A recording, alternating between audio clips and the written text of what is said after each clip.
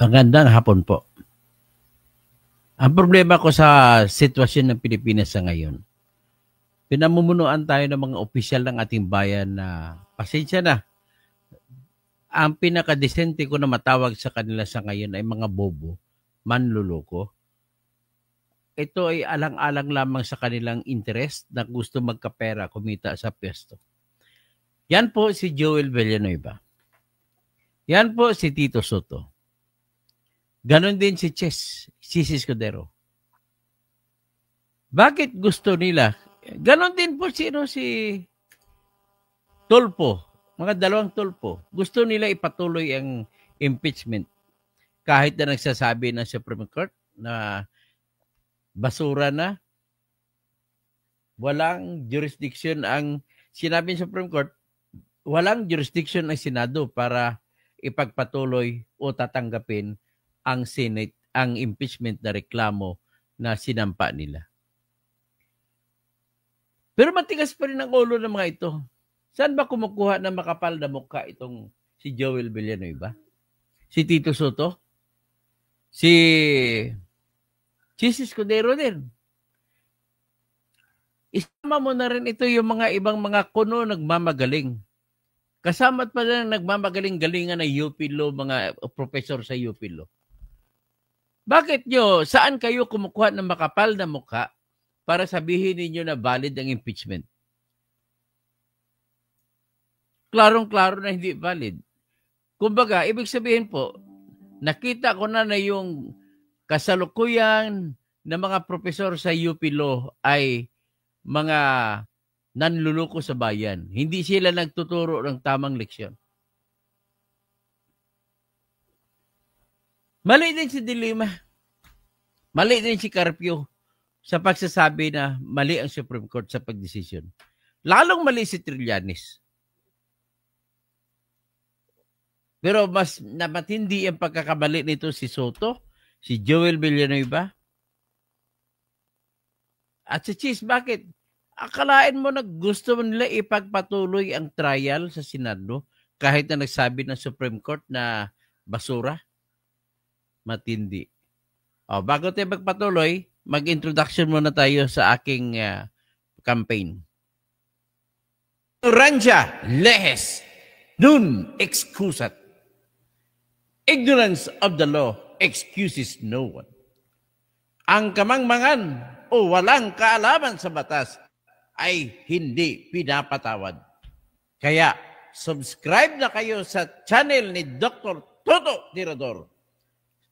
Follow mo ko sa Facebook, Bertene Catalonia Housing. Follow mo ko sa Instagram at saka sa TikTok. Dito po, marami kang malalaman kung paano i-apply ang mga batas sa pangunahing isyu ng ating bayan. Tara na! Maraming salamat, Toto Housing. Salamat ako sa sarili ko. Anyway, ganito, magiging lang tayo, magiging cool lang tayo. Ganito po yun, maling-mali po si Joel Villanueva, si Soto, at saka si Chis para sabihin na hindi nila sundin ang utos sa Supreme Court na deklarasyon ng Supreme Court na wala silang jurisdiction ang Senate sa impeachment complaint na sinampa ng House of Representatives sa Senado noong February 5. Na ngayon, kung susuwayin nila, ang katwiran ng mga ito ay dahil daw sa nakaraan nung impeachment na proceedings na ginawa sa kay Renato Corona, nagkaroon daw ng TRO na pinalabas ang Supreme Court at hindi sinunod ng Senate impeachment na panahon na yon, Senate Impeachment Court o mga judges. Pero wala rin daw nangyari. Ibig sabihin, okay lang. Nanluloko po sila eh. Nanluloko sila. Nanluloko po sila ni Joel, si Chis, at saka si Tito Soto. Gusto lang magpa-epal eh. Na kunwari, pinaglaban ng taong bayan ng impeachment. Please lang po, mali po yung ginawa ninyo. Ito, una sasabihin ko kung bakit mali. Ganito po yun ang katotohanan. Noong panahon ng impeachment complaint kay Renato Corona, nag-motion na padalhan ng utos ang Philippine Savings Bank, PSB, na isumite sa impeachment court ang bank account, ang foreign deposit account ni Renato Corona. Nagdesisyon ang Senate Impeachment Court. Sige, granted. Ngayon, nagsampa ng petition sa Supreme Court ang presidente ng PS Bank. Private, wala siyang kinalaman sa impeachment ni Corona. Si Corona po hindi nagsampa. So ano ngayon na nangyari? Pinanigan ng Supreme Court sa boto ng 8-5 ang hiling ng PS Bank President na pigilan ang Supreme Court, ang Senado na impeachment court sa pagsusabpina sa PS Bank na dalhin isuko nila ang kanilang mga records patungkol sa foreign or dollar account ni Renato Corona. Ano nangyari? Ganito po nangyari yun. Nagpalabas ng TRO. Pero nagdesisyon ang mga Senate Impeachment Court na bakit natin sundin yan? Hindi naman interested party ang bangko. Ang interested party ay si Corona. Hindi nga nag-file si Corona ng petition. Yan ang katwiran. So ano nangyari? So sila grupo ni Miriam Defensor at si Bongbong Marcos, si Joker Arroyo, ay pinagtuloy nila, inutusan ang bangko na dalhin ang records. Noong nandun ang mga records sa impeachment court, ang foreign account, foreign bank deposit o dollar account ni Corona, ano nangyari? Ito si Corona ngayon ay nanghingi tumakbo sa Supreme Court. Nanghingi siya ng TRO. Ang sabi niya, dapat respetuhin, hiningi niya sa Supreme Court na utusan ang Senate na respetuhin ang TRO na pinalabas ng Supreme Court para sa pabor sa manager ng PS Bank. Ang problema, tumagal ang issue, hindi pa natapos ang decision, naunahan siya, nagkaroon na ng decision ang impeachment court sa kaso ni Corona at nagbuto-butuhan na ang mga judges at convicted na si Corona.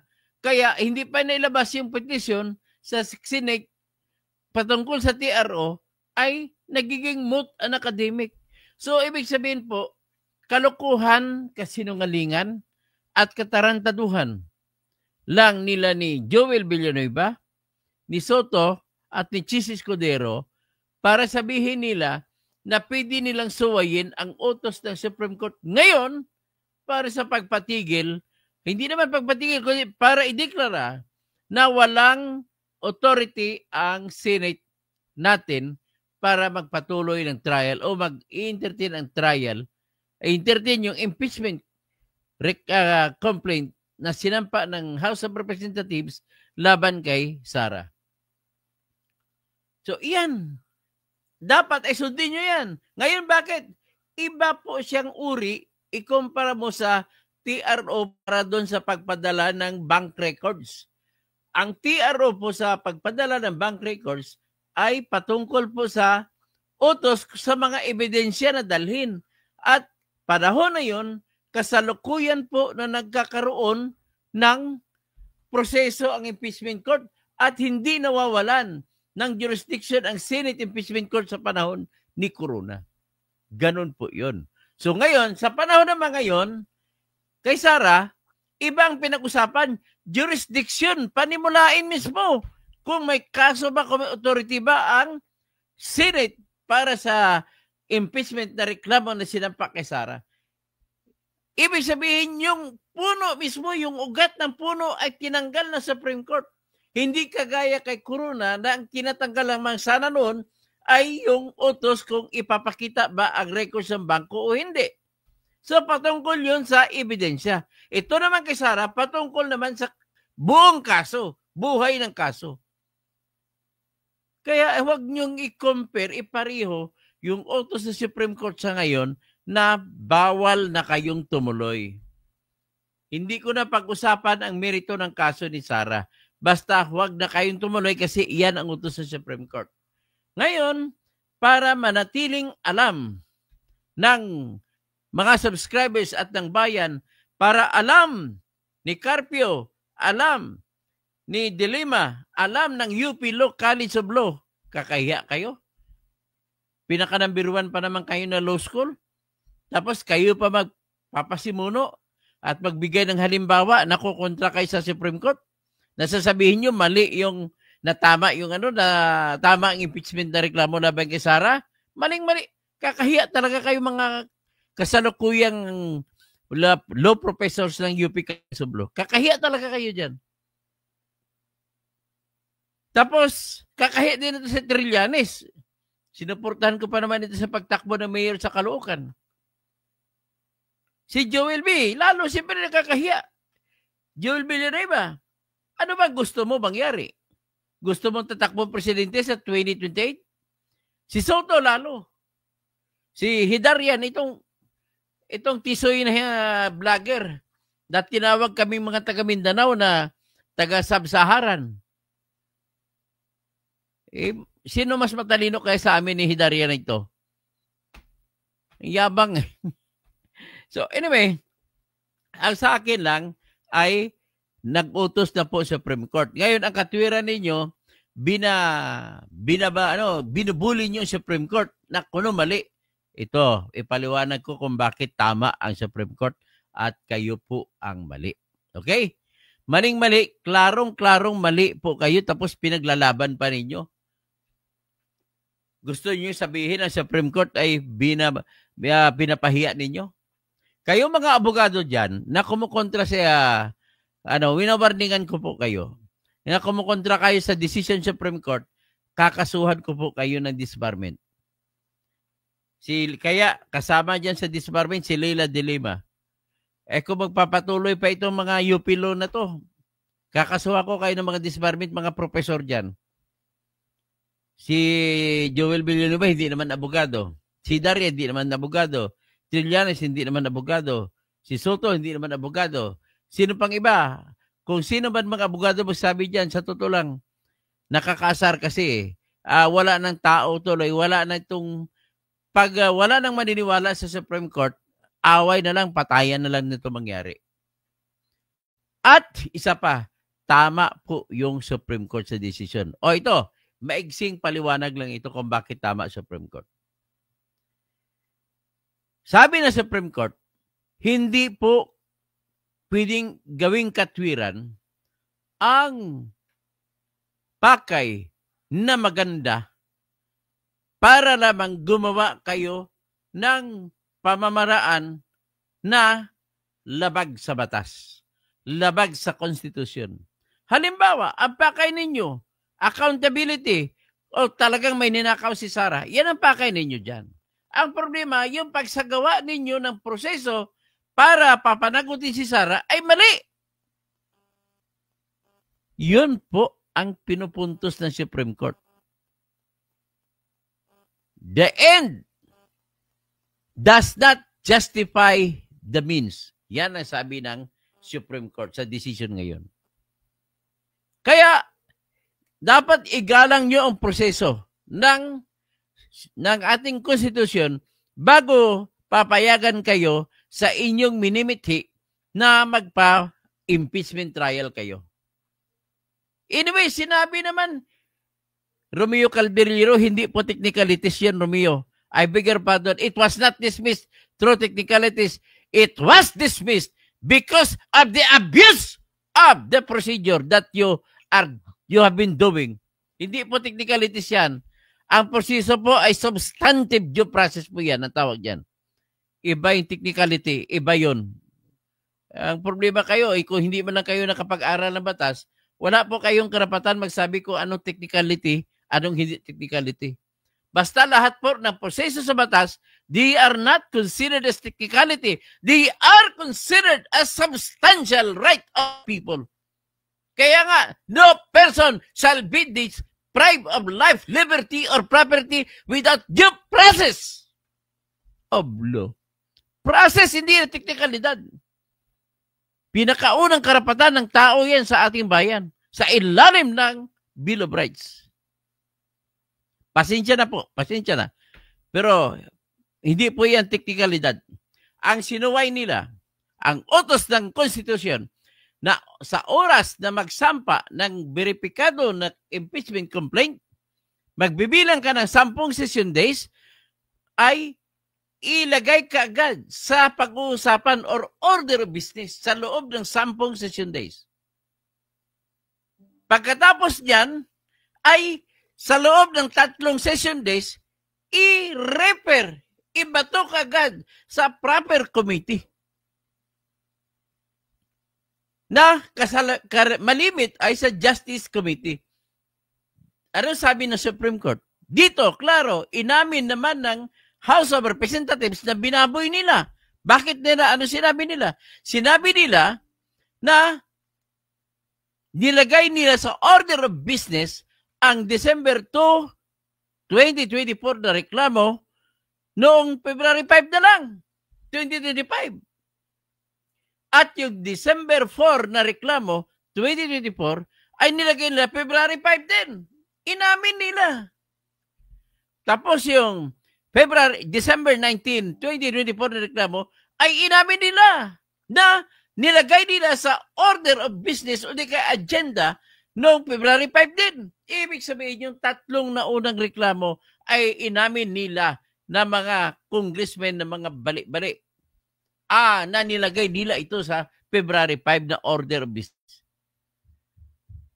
So ano nangyari kasunod? Inamin din nila na wala silang ginawa sa 3 reklamo. Kundi, inamin din nila na ginawa nila in-archive. Anong in-archive? Dinagay sa kabinet. At wala na, pinabayaan na lang. Inamin din ng House of Representatives. Sa kanilang sagot, inamin nila yan sa kanilang sagot sa mga tanong ng Supreme Court.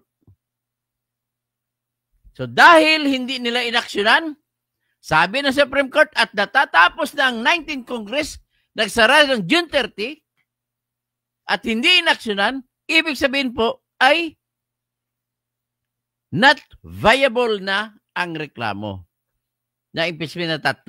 At kung not viable, equivalent to dismissed ang 3 reklamo. Yan ang sabi ng Supreme Court. At sinabi pa rin sa Supreme Court, at kung ma-dismiss ang isang reklamong impeachment, mag-umpisa na bilang ng 1 year na bawal magsampa ng bagong reklamong impeachment. At dahil nag-umpisa ng bilang ng 1 year, ay bawal na ngayon ang pang-4 na sinampa noong February 5. Naintindihan ninyo? Very correct, very sound, at saka very intelligent ang sagot, ang pagbasura ng Supreme Court sa import impeachment complaint sa rason na ito po ay lumabag na sa 1 impeachment rule sa Article 11, Section 3, Paragraph 5 ng ating Constitution nagsasabi, isa lamang ang impeachment complaint na maaaring maisampa laban sa isang taong impeachable officer sa loob ng 1 taon. Kung yung 3 na unang reklamo na sinampa ay hindi nyo inaksyonan pagkatapos na i-refer sa order of business, ang ibig na sabihin ng Supreme Court sa panunulat ni Marvic Leonen na isang justice na inappoint ni Noynoy Aquino ay considered as dismissed ang 3 reklamo. At kung dismissed, mag-umpisa na ngayon ng bilang ng 1 year. At dahil ang pang-apat na reklamo ay sinampa ng February 5, kasama siya sa 1 year na bilang na bawal siya. Naintindihan niyo na po? Kaya tama talaga sa Supreme Court. Kaya mali ka talaga, Joel. Mali ka. Soto, mali din kayo UP Law Center. UP Law, mga professor dyan. Mali si Carpio, mali si De Lima, mali si Trillanes. Mali kung sino-sino pang iba nagsasabi. Sasapos ngayon sasabihin ninyo, susuwayin ninyo ang utos ng Supreme Court, ipagpatuloy ninyo ang pag-trial. Subukan ninyo. Tingnan natin kung hindi matatanggalan ng lisensya sa pagka-abogado si Gis Escudero.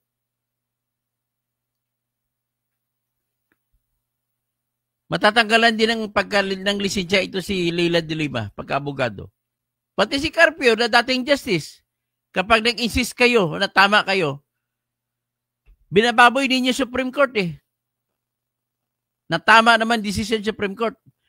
Kita mo ha, ang nagdesisyon sa Supreme Court ay inappoint ni Noynoy Aquino, hindi ni Duterte. Tapos ang isang appointed dyan ni Duterte, ni Bongbong Marcos, si Raul Villanueva, tanong, bakit? Bakit bumuto si Raul Villanueva na justice na inappoint ni Bongbong Marcos? Bumuto siya unconstitutional ang impeachment complaint na sinampa. Ibig sabihin, yun ang tama. Ang tama lamang sinusunod natin sa batas. Huwag na tayo, ang problema kasi sa inyo, nakatingin kayo na tao-tao. Sabi ni Felix, mali din po. May mapasensya na po si Kainso. Mali po siya. Si Dennis Barona, hindi po yan ibig sabihin Dennis Barona na Sara o Duterte o BBM ako. Ang pinag-usapan lamang natin ang batas na nilabag nila. Nagsasabi ng Supreme Court na bawal. Huwag na natin suwayin ang Supreme Court.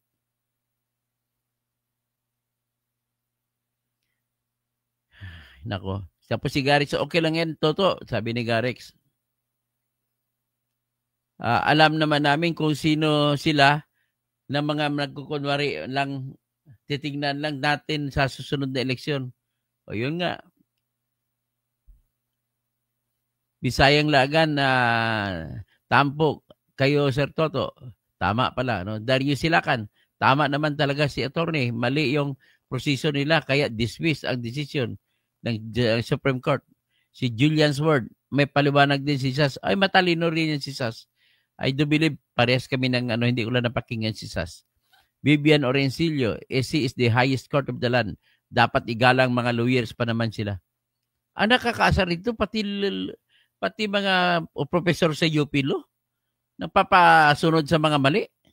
Max Maghuyop, baka napangakuan, hindi natin alam. Hindi wala man tayo ebidensya na binigyan sila ng pera. Lady Martensen, Ed Eristayen, kahit di makasara, talagang mali ang proseso sa impeachment proceedings ng Kamara. Mahirap makialam ang taong walang alam kung tumatahimik lang. Salamat po, Lady. Nonoy Taying, hindi lang mga kigto, like gayi lang sila. Oo, sige. Na high blood na abi ako eh. Basti Sagmita, maraming nilabag ang 215 congressmen. Oy, mga 215 congressmen, ibalik ninyo ang 150 million na kinuha ninyo kapalit ng inyong perma sa impeachment. Ang katarungan ay walang kapalit na pera. Kung talagang totoong guilty si Sara, na kinikilala niyo na guilty, dapat pumirma kayo na walang pera-pera. Kaya, dahil natapos na, ibasura na ng reklamo, ibalik ninyo ang 150 million na nakuha ninyo. 215 pa naman kayo. Number 1 na pumirma din si Sandro Marcos. Number last na pumirma, si Tambaloslos, Ferdinand Martin Romualdez. Raul Molino, unanimous decision, better luck next time. Unanimous pa naman. Biro mo pati inappoint ni Bongbong Marcos na justice, bumuto pabor na basura na. Bumuto din si Marvic Leonin, siya pa nagsulat ng decision, inappoint siya ni Noynoy Aquino. Yung iba kay Duterte inappoint. Julian's World, mga kababayan, pag sinuway na ng Senado ang decision ng ICI, constitutional crisis yan. Tama po kayo. Romeo Caldillero, dismissed on merit. Hindi po dismissed sa mga Romeo, hindi sa technicalities. Substantive po yung rason. Sustansya ng kaso. Ang buhay po ng lahat ng kaso ay nasa proseso. Kaya tinatag na po yan na due process. So, Conrado Olipio, mayapagat panapon, o mga kabalin ko, mayapagat panapon na imbagamalim sa mga kabisat ko. Tapos, meron na galera mga gumagawa ng batas, hindi naman alam ang ibig sabihin. Dino S.T. Sagarillo, sarili na nga, hindi mo maprotektahan, tapos kakasuhan mo sa dilema. anong klaseng tanong? Kakasuhan ko talaga siya sa disbarment. Disbarment, patanggalan ng lisensya dahil pinipilit niyang mali sa batas. Bisayang Laogan, gusto nilang baloktutin ang batas na nakalagay sa Constitution. Di kalalo, dapat idimulis na ang Senado, wala palang kwenta, mga senador. O wala nga kwenta ginagawa nila di ba? Ganun lang kasimple. Julius Ward, taga Mindanao, D.I. Caser. Asa sa Mindanao, taga South Cotabato po ako. Ginaline Isaac, bakit ganon ang abogado kahit mali, basta ayaw nila? Yun ang problema sa mga abogadong iba. Pag ayaw nila, kahit alam nila mali. So, sabi ni Ed Aristide, bakit nakakahiya talagang makasara ka na engineer? Hindi po sa makasara, makabatas lang po ako, Ed. Tingnan naman natin ang batas natin. Kahit sino papaboran ng batas, paglaban natin ang batas. Ibig sabihin yan, Ed, mayroong si Kibuloy convicted. Tapos, walang batas na magbibitay. Papayag ka ba na bibitayin si Kibuloy? Ganun lang ko kasimple ang tanong dyan. Ipaglaban mo siyempre ang batas kasi walang batas na nag-utos na bibitayin ang mga convicted na rapist. So, Melchor, ito ko nun, simple lang sana, attorney, 13-0. Sa 13-0, wala nga silang kakampi. Mahirap, attorney, pag mahirap ang logic. Mel NSG Singapore, maayong Police Engineer Tirador. Dito makakita ang mga utak at nagmamagaling na ating mga senador. Gusto nila higitan ang Supreme Court at igalang ang decision. Unanimous na nga Meron na galera. Good afternoon, Attorney Toto. Julius Word. Magkakaroon ng constitutional crisis. Pastor Rabi, sunod na kayo sa lahat sa Supreme Court para wala ng problema. So, Garix, nabasa ko na ata, Tapos si Cesar Villamin, Mr. Toto, bakit mo sinabi? Hindi ko alam po ang Tony Tokoy mong alin pong sinabi ko. At sa kabubuhan po kasi, pinagpo-promote sila ng kabubuhan Dennis Baruna, tapos nabasa na pala kita, Listro Hat. Sir Toto, yan ang plano ng mga DDS senator para hindi sila masisisi ng mga tao. Magkakaroon lang crisis. Hindi naman ang plano ng DDS senator yun. Ang nagsasabi po yun, si Joel Villanueva. Hindi naman siya DDS senator. Si Joel Villanueva, si Soto, sino pa? O si Chis Escudero. Brocha Barutso, shout out Doc Toto, Nonoy Taying, sabi ni Sas, mas mataas ang Congress sa Supreme Court dahil sila ay, hindi naman ako papayag na sinabi ni Sas, equal lang footing nila. Pantay-pantay lamang sila ng taas. Ay galang nila sa Supreme Court. May LB, DOJ na daw ang malakas. Hilario Castro, takot kasi sila kapag si BP ang naging Pangulo. Lucy Catudyo, salamat Dr. Toto kasi pinaglalaban mo ang tama at katotohanan. Kaming ordinaryong tao na sumusunod sa batas ay sobrang masaya. Vivian Ferolin, tama ka po, Katoto. Mochacha in Switzerland, good PM Engineer Toto. Pero tuloy pa rin ang laban, magpapile pa rin next February 6 ang HOR. Kung gusto nila, February 6, 2026.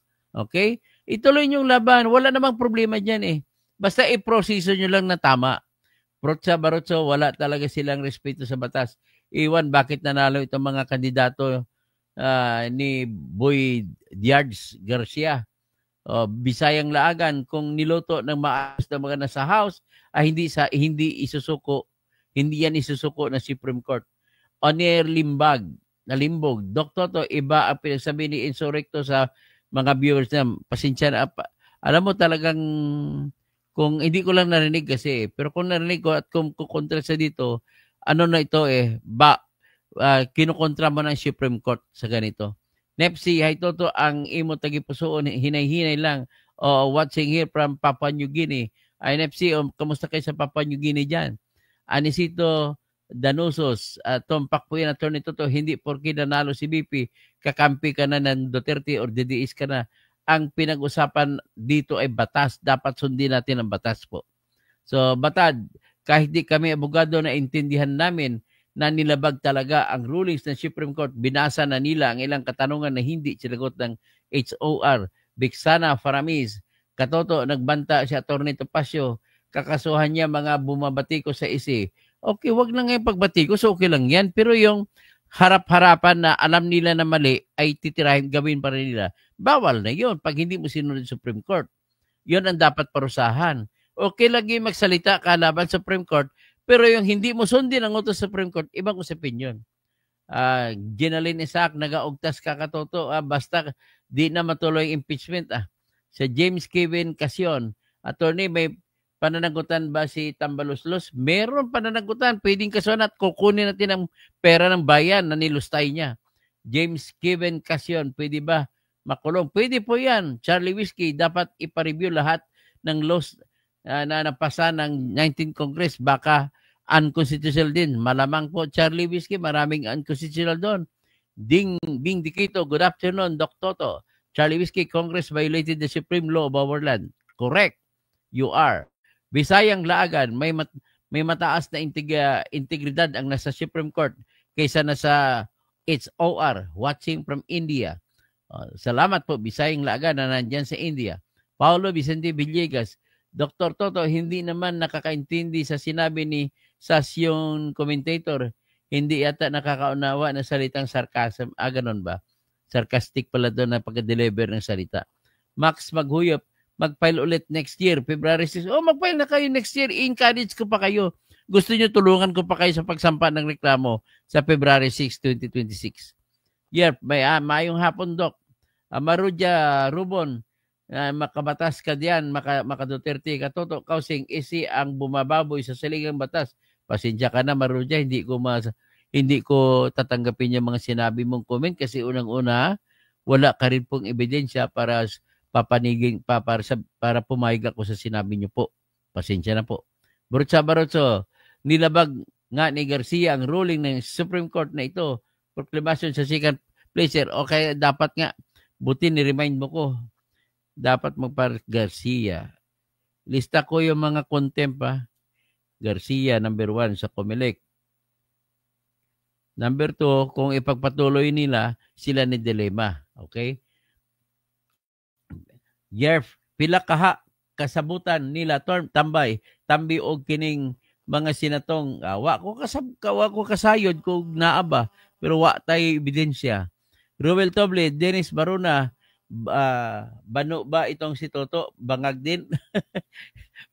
Bahala na kayo mag-comment sa akin pero hindi naman ako magagalit kung ako sigawan niyo kung anong pangalan tatawag niyo sa akin. Anyway, sasabihin ko lang ang pangalawang mali na ginawa ng House of Representatives members. Sa kapalit ng 150 million kada perma, ang ginawa po nila na sinasabi ng Supreme Court na mali ay ganito. Sabi ng Supreme Court, dapat hindi ko muna gumamit kayo ng ruta sa pag-impeach sa pamamagitan ng perma ng mahigit sa 1/3 ay hindi na kayo nire-require na igagalang yung karapatan due process ni Sara. Sabi ng Supreme Court, dahil hindi nyo binigyan ng kopya si Sara at dahil hindi nyo binigyan ng pagkakataon si Sara na makasagot sa mga ebidensya, ay dineklara ng Supreme Court din po na null and void. Alam mo, pag null and void yung reklamo, sapagkat ibig sabihin po, maliban sa hindi na ito pwede dahil sa loob ng 1 year, dineklara din sa pangalawang rason ng Supreme Court na null and void dahil nilabag po ang due process ni Sara Duterte. Due process right. So, ibig sabihin sa due process right, sinasabi lang sa Tagalog, walang sinuman ang matanggalan ng kalayaan, buhay at kayamanan at ang trabaho ay kayamanan din dahil may sweldo ka. So, hindi pwede na kung may kasalanan na si Sara, ay i-shortcut na lang ninyo. Hindi po pwedeng shortcut justice. Sabihin na natin, tama, makasalanan si Sara. But that does not authorize you to shortcut. So dapat, ang utos sa Supreme Court, sundin natin ang utos ng Constitution na sabi, lahat ng tao bago sila parusahan ay bigyan nyo ng pagkakataon na magpapaliwanag. At the only way na bigyan ng pagkataon ng pagpaliwanag, sabi ng Supreme Court, kasiyuda kahit bigyan nyo nga lang ng kopya ng reklamo at saka ebidensya si Sara, tapos na. Tapos na sa kanya na lang yan kung antayin niya doon na lang sa Senate Impeachment Court sasagot o dyan. Ganun po sinabi ng Supreme Court. Dahil hindi niya pagsunod na gayon, edi null and void, basura din. Tapos, kinastigo pa ng Supreme Court ang mga House of Representatives members. Bakit? Inutusan nila na sa sunod, hindi pwede po yun na kayo-kayo lang mayroong kopya at ng ebidensya at ng reklamo. Dapat, ang sasunod na gagawin ninyo, pag gumawa kayo, ay dapat lahat po ng members o kasapi ng House of Representatives ay bigyan ng kopya. At hayaan mo sila, basahin nila, dapat may time sila na magbasa. At pagkatapos, bigyan sila ng time sa kapalang mag-decision kung sasama sila sa impeachment o hindi. Ganon ang utos sa Supreme Court. At dahil dito nasunod, iyon ang pangalawang rason na ginamit ng Supreme Court na ideklara na null and void ang impeachment complaint. So because of this null and void, wala nang katwiran sila ni Cheese, sila ni Joel Villanueva, sila ni Soto na ipagpatuloy trial ang impeachment. Yan lang po ang aking masasabi sa ngayon. Sana naman po ay hindi na gagawin para hindi na ako magsampa ng reklamo laban sa kanila. Kasi kung matuloy yan, ipa-impeach ko ni si Dilema, patanggalan ng lisensya, si Dilema, si Chis Escudero, kasi abogado siya. Pero sa tingin ko, hindi naman papayag si Marcoleta dyan. Abogado rin si Marcoleta eh. At saka siyang Senate Blue Ribbon Committee chairman ata. So, Nonoy Taying, yan na nga, yun, sarcasm nga lang. Sarcasm lang pala eh. Pila kaha ka sa nabasa na nako. Ruel Tuble, Argo, dagang salamat. Maragandang salamat po sa iyong mga palipad. Muchacha Insechulan, igalang na lang ng maging desisyon ng Supreme Court. Better luck next year. Okay, Joaquin, mabuhay ang Pinas. May hustisya pa. Okay, tapos si Ambrosi Said, good PM Doc. Toto, yan si Soto, may hangover pa yan. Galit yan kay BP Sara, nilampaso siya sa vice presidential election, di ba? Tama. Charlie Whiskey, bakit ganun Congress natin? They are violating the Constitution that they took an oath to protect and defend. Ayun nga ang problema sa atin. Marami din kagaya ng police din to protect, to serve and protect. Pero maraming pinatay din. Liz Strohat, good job, Sir Toto. Gregorio Babaran, parang judicial court pala ang impeachment court. Opo. Steve, maayo lang o walay bilyong-bilyong bribe money dili ma-impeach. Joaquin, tanggalin si Escudero bilang SP. At titingnan natin, pareho naman sila ni Soto. Sino na ipapalit? Si Marcoleta, si Aimee, o si Alan Peter Cayetano, o si sino pang iba? Yan lang po. Magandang hapon po sa lahat.